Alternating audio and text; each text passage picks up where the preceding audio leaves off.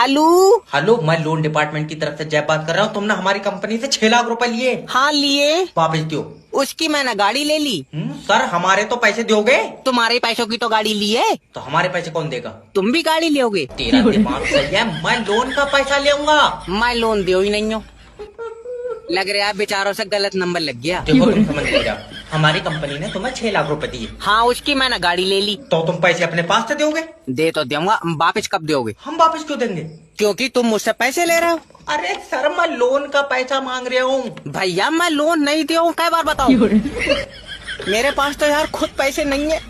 बाबले, मैं अपने लोन के पैसे मांग रहा हूँ। तूने भी लोन ले रखा।